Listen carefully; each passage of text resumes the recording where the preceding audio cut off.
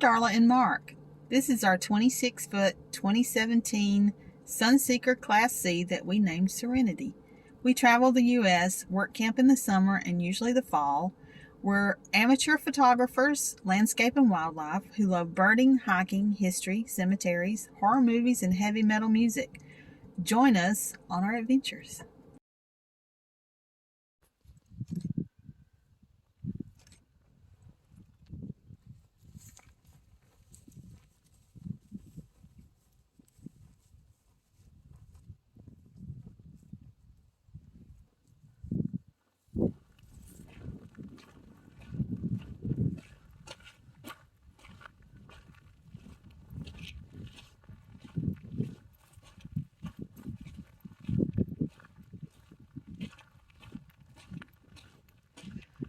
We're on our way to Fort Union. We're pretty close to it from here, and this is wagon wheel ruts from the Santa Fe Trail. It's along that field there.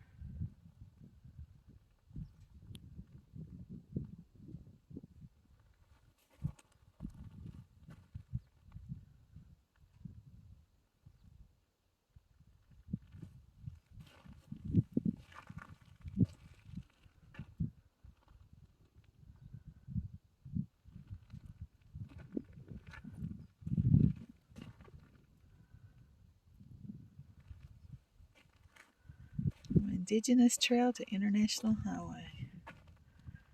Indigenous Pathway became the Santa Fe Trail. And then the Santa Fe Trail became a highway connecting Mexico with the United States.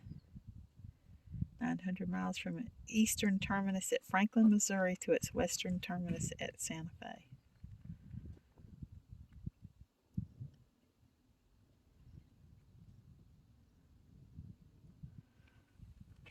Pretty cool. This is where we are. And there's the other forts and such along the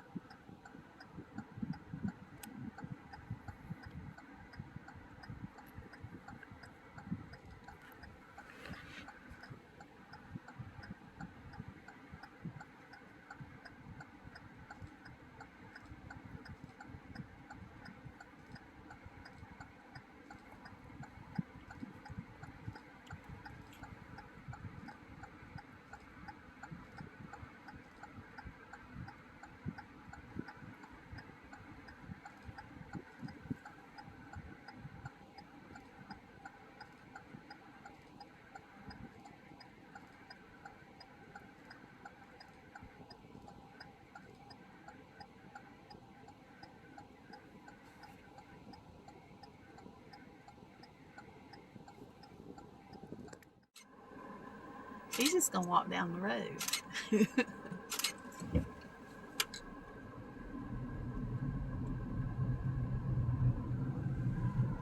Group of them over there.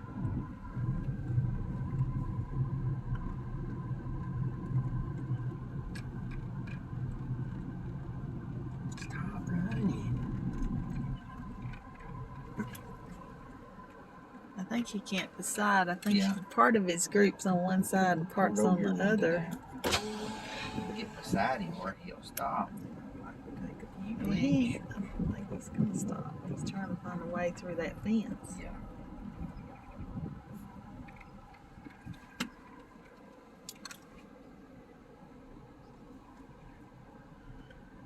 If you stop, he'll probably stop.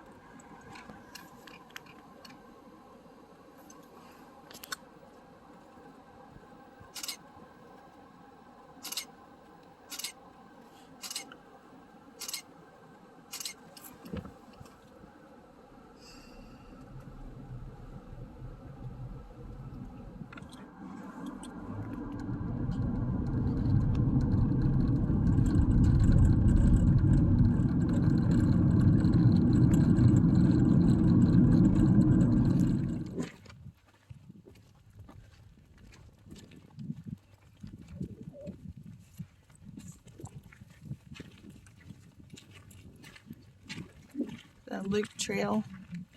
It goes all the way around the fort.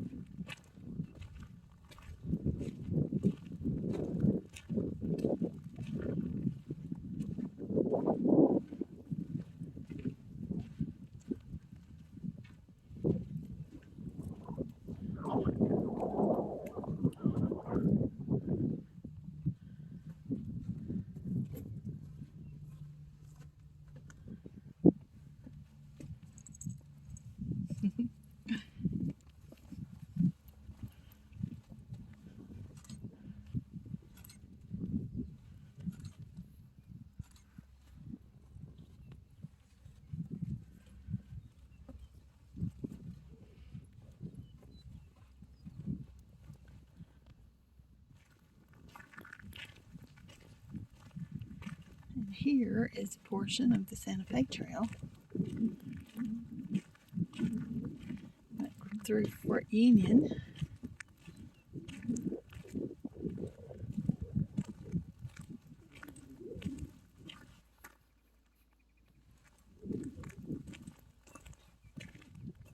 Across that way and that way.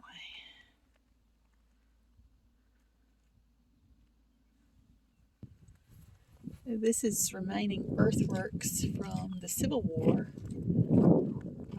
They built reinforcements here to fend off the Confederates that were trying to take the Santa Fe Trail.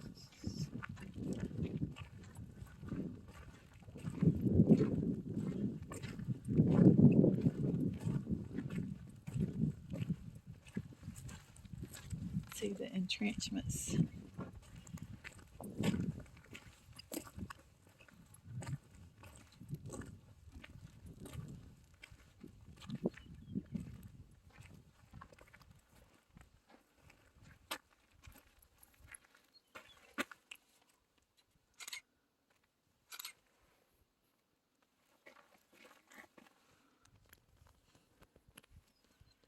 £12 smoothbore Napoleon field gun. This was used as the primary weapon of defense of the earthwork fortification at Fort Union during the Civil War.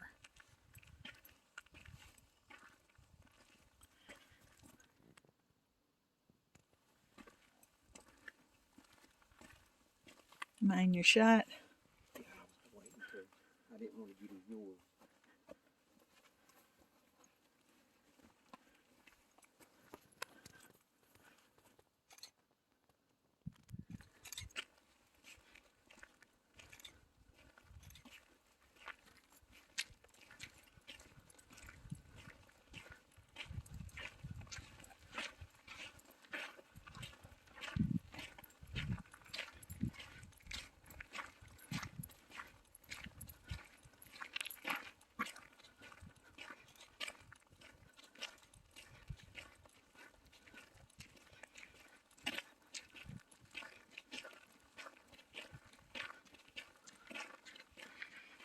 Fort Union, 1866.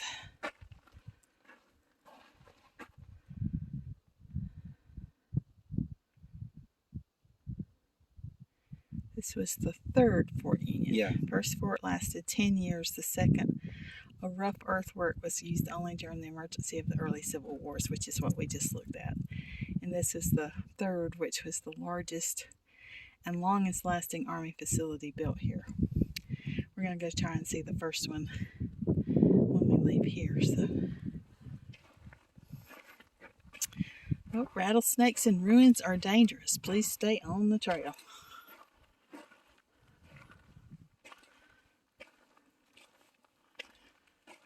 Don't have to worry about me. If there's any possibility of rattlesnakes, I'm as far away as I can get.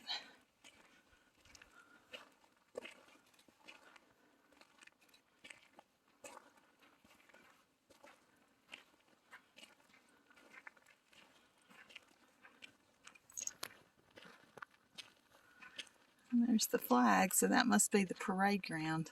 Yeah. In the middle here. Can't get to jail, but Yeah.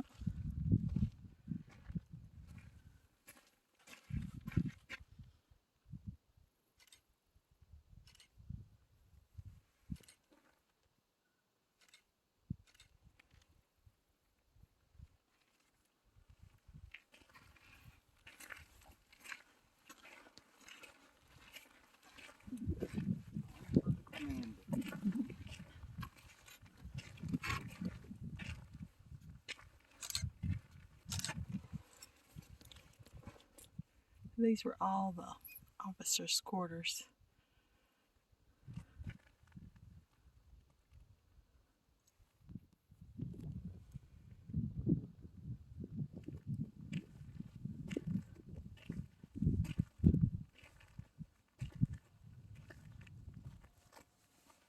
We were actually on the tour. We were actually supposed to go that way. Oh, we were?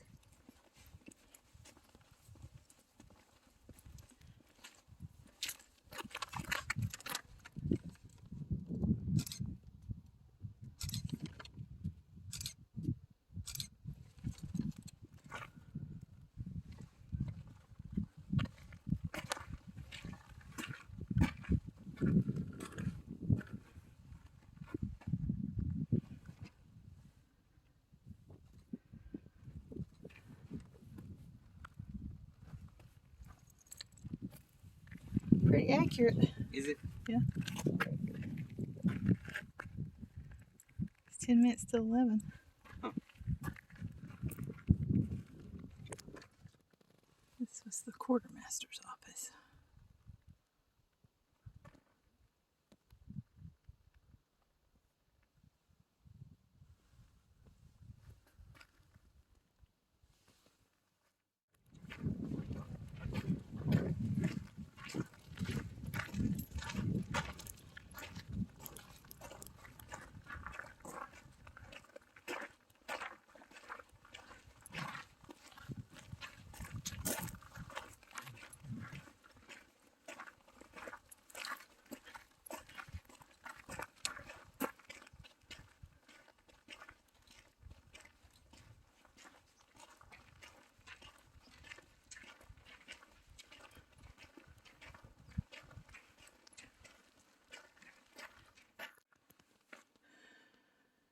So this was the quartermaster depot storehouses, and they shipped out to all these other forts from here. And this is what a typical shipment was. A lot of bacon. Mm-hmm. Probably last a week. Yeah.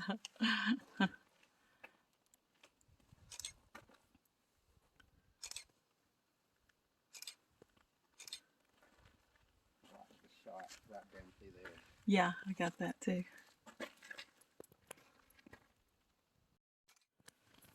This is, think of what you see here as the forerunner of today's busy truck stops on the interstates. Now freight rides cross country safe inside boxes of steel and aluminum, rolling on rubber tires. In the mid 1800s, cargo rode under canvas on iron shod wagon wheels. For teamsters with Army contracts, this corral was the end of their 1,800-mile journey across the Great Plains. Many freight companies continued on to Santa Fe, another 80 miles. Some wagoners turned left at the Rio Grande and went on to deliver their cargo another 500 miles further south to Mexico. Wagon trains only crossed the plains in the summer and early fall when there was enough grass growing to feed their mules and oxen. An average day progress was just 8 to 10 miles. In some years, over 3,000 wagons made the trip. That's where I am right there.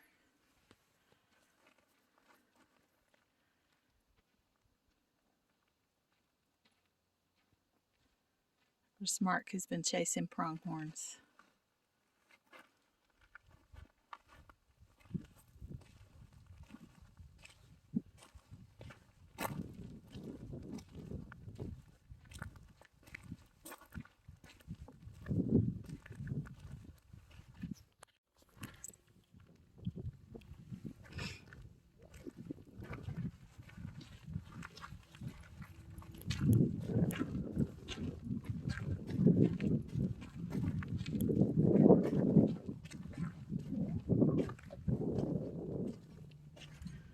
There's a gigantic anthill. Do what? Look at that anthill. Oh, yeah.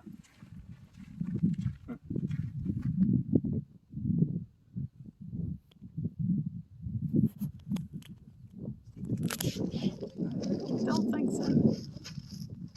Okay, we can go for a walk on the Santa Fe Trail.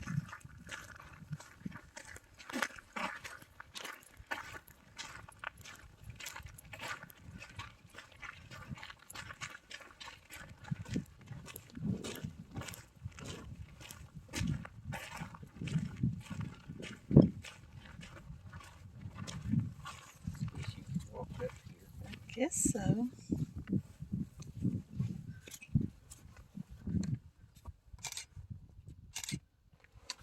Like a trash pit. Yeah.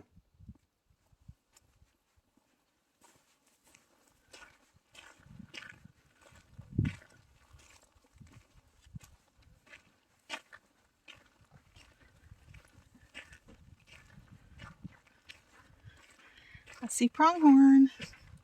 Uh-huh.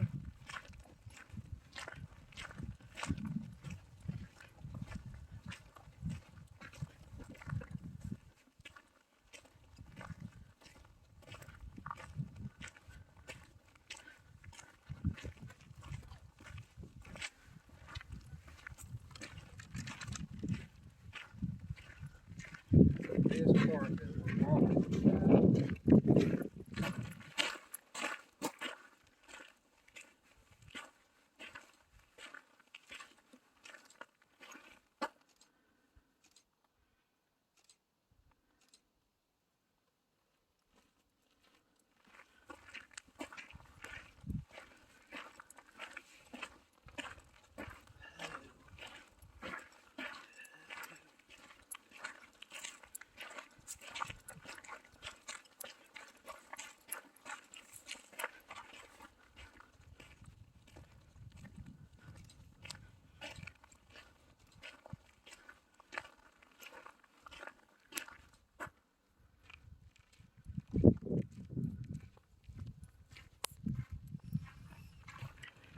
There they go.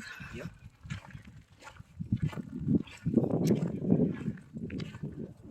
Okay, so the Santa Fe Trail ran that way.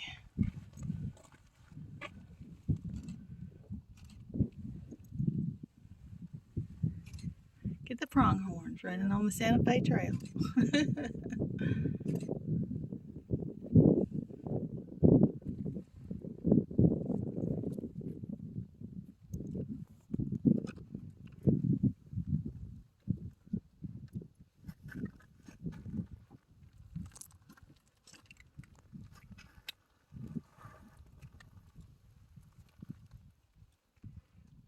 They grow them big out here in New Mexico.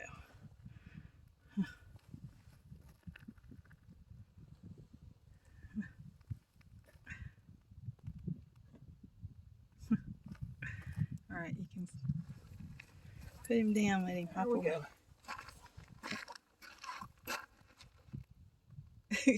go. Now you can go hop.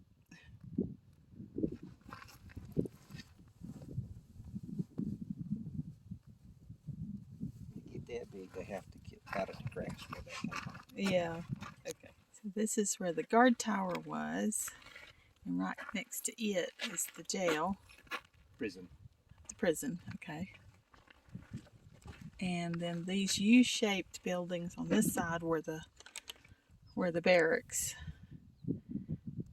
Each section, each U-shaped building had its own mess hall and rec room and all of that.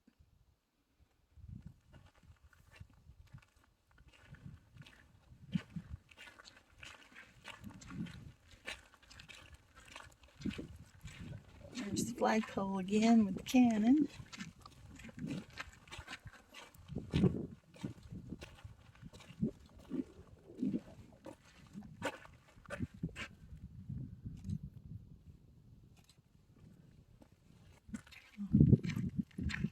See the chimney. I mean the fireplace. Yeah. Well, chimney too.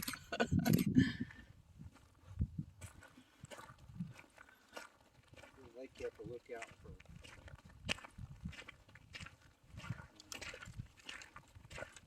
throughout the fort with much formal ceremony. Their principal duty was to protect the fort against fire and theft. Uh-huh.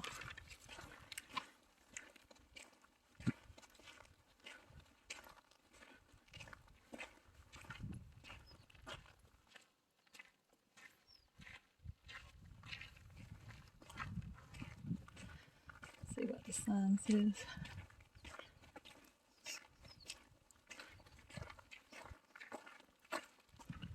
Oh, that scared me.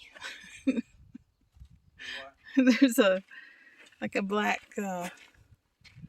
liner under this. Oh yeah. And I just caught a glimpse of it out of the corner of my eye. I thought it was a snake. Crime and punishment on an army post.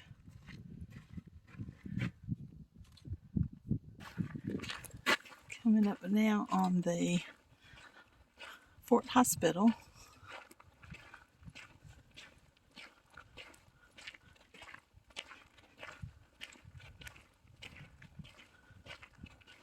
The best hospital in 500 miles. 500 miles. Post surgeon's office.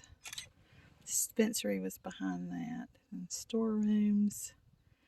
And then the middle part was all wards. And then there was a steward's quarters, a bathhouse, and a laundry on that end. There's a layout of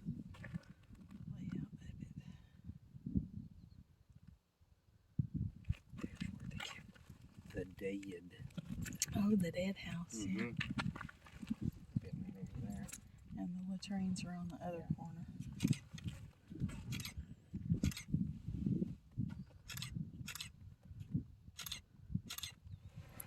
This post is located on the thoroughfare to and from New Mexico.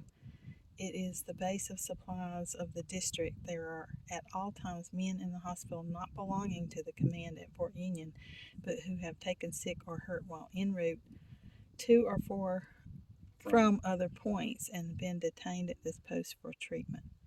Peter Moffett, Assistant Surgeon, Fort Union, 1874. They had 2 doctors, 2 stewards, a cook, 2 nurses, and 3 hospital matrons. They treated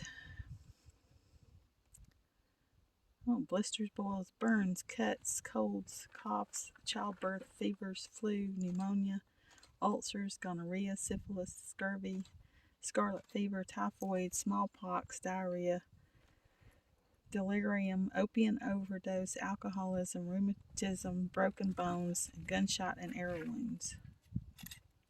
In a typical month, they treated 425 patients, of whom 166 were hospitalized. About 40% of the people who lay in these hospital beds were civilians who had to pay 50 cents a day for treatment.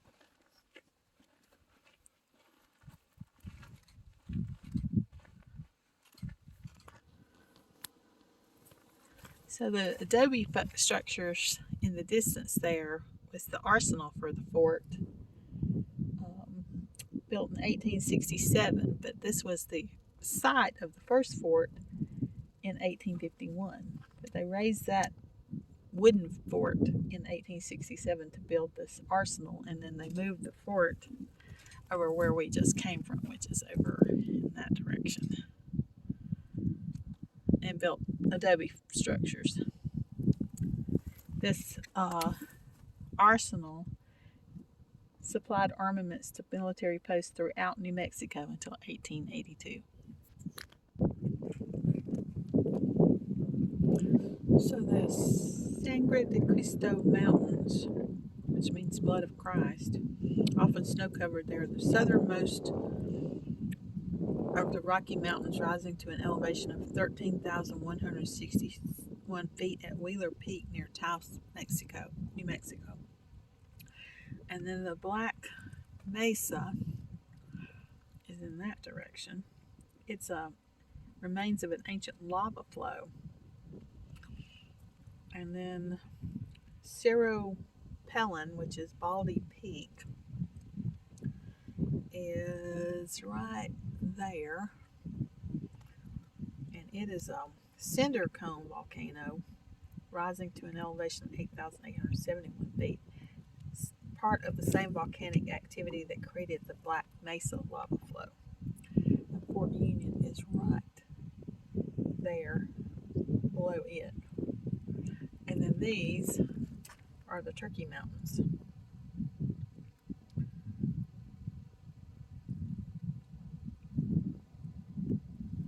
And it says that this view hasn't changed much in all these years.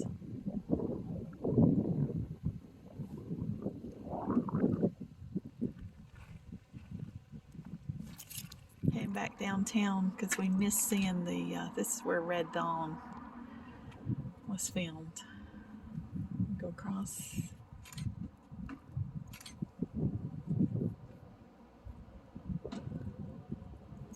Go across. Yeah.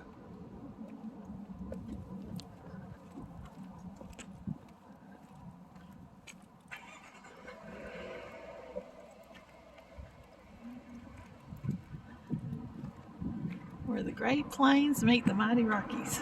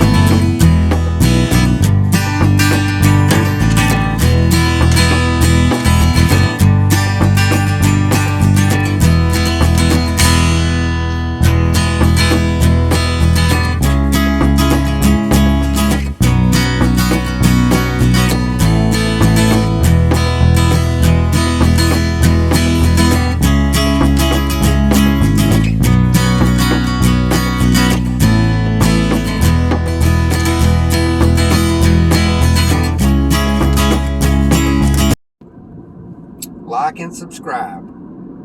And join us next time for another adventure.